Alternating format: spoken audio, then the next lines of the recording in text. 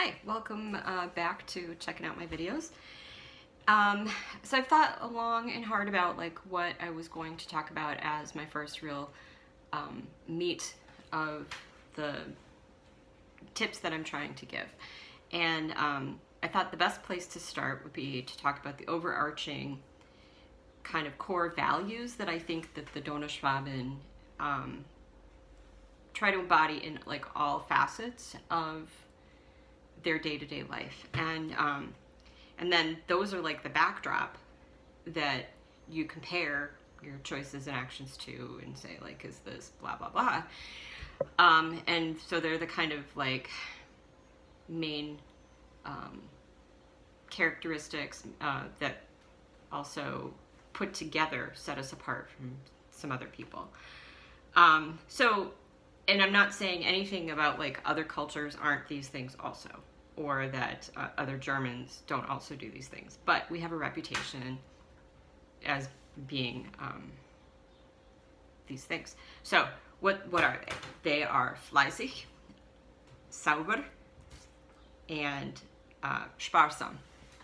And so for a translation, the best I can come up with is like fleißig is industrious or hardworking. Sauber is clean, but it's also like another one that's really important is rein und Ordnung. So clean, organized, tidy. And then sparsam is economical, prone towards, saving, and saving not only things, but like being not wasteful and putting money aside for savings.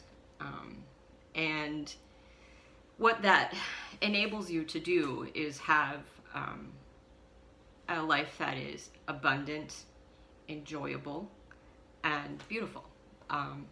So the idea that peasants were poor or dirty or lazy, this is just the complete opposite. And by all accounts, they basically were peasants who happened to own their own land. So fleißig, it's like the most important thing, because if you're, all the other things that people are criticized for by Schwoben are the opposite of that. So, and even a funny example is that like somebody can be an alcoholic and drunk and whatever, but everybody's like, yeah, but at least he has a job, at least he goes to work. And so a lot of things that are otherwise pretty bad can be excused or minimized if you're hardworking. So I'm not saying that's good, but it's pervasive. Like, and the worst thing you can be called is foul. And foul leads to all kinds of other bad things like dreckig and dreckig. And if you're dreckig, I mean, it's like pretty, like, you can be an intellectual, you can be successful, but if you're dreckig, forget about it. And dreckig is dirty or unkempt or untidy. And again, because like sauber is like the most important thing. So I feel like a lot of areas of life, like food, gardens, and a clean house, are things that made my growing up period very pleasant. And everybody that I would go visit, all the other little omas in town or my family, they also were like incredibly clean, organized. They had beautiful, like orderly little gardens. Whether it was vegetable gardens or flowers, everything was, there was no wildness, because that was a reflection of your attending to things. Procrastination was also looked down upon. And, I'm not saying that I'm like great at any of these things. That's not what I'm saying, but because in the back of my brain, if I'm not doing this stuff, there's the voice saying that, I should be. Hardworking. Okay. So I've been really thinking a lot about this lately, and that is that because they were subsistence farmers, it wasn't about having jobs. It wasn't about, money. It was, if you had a farm, you had to get up in the morning and you had to take care of those animals. And if you were a woman, you had to get up in the morning and you had to bake and start the bread for the day. And everybody had to have breakfast, and things got cleaned up quickly because houses were small. You couldn't, it became very unlivable very quickly if there wasn't order to things.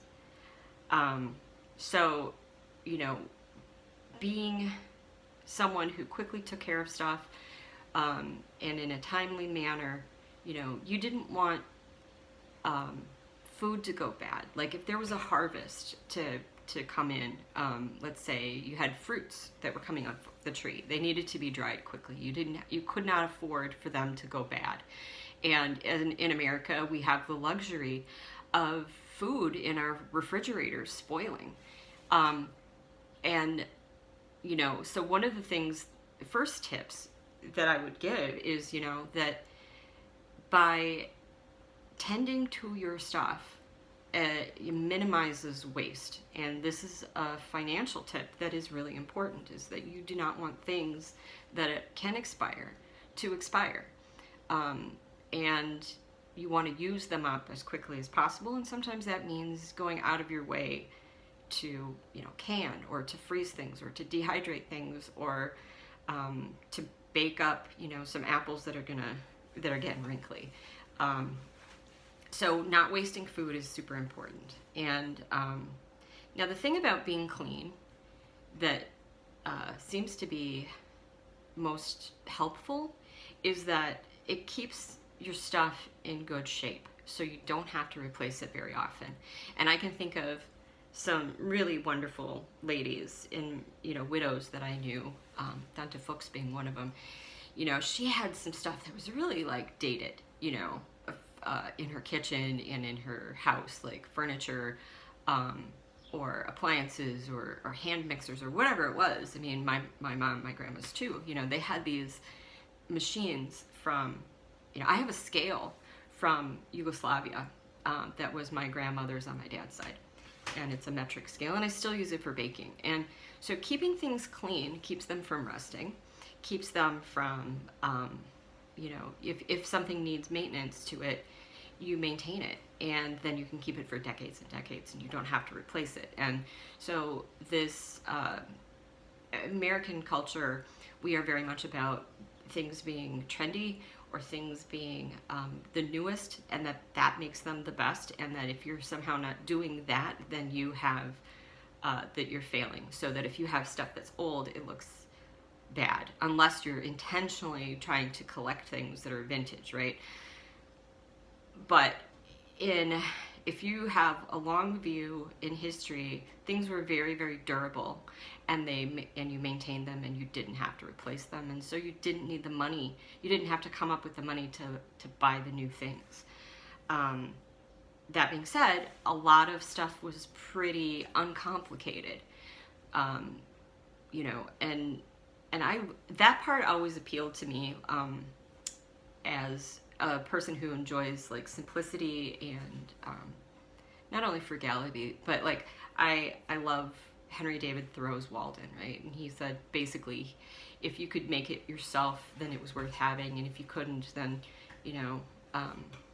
it wasn't worth the complication of maintaining stuff. Now, that's more extreme than a typical farmer would have. I mean, like you had clocks. I don't know how to maintain a clock, but I do like the fact that I have a grandfather clock that I wind up, and I have mechanical things that I could fix that are not super electronic.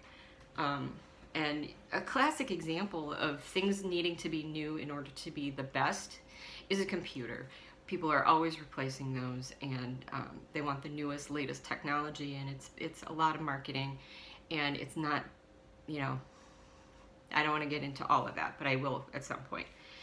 So, okay, so sparsam, that goes right in with that, like, not wasting things, not replacing things often, allows you to put money aside in the future. So this is just a starting point, but I'm going to post this for now, and if you have any comments about questions about specific things, please comment and I will get back to you, and I'll hopefully do some more videos soon. Okay, thanks.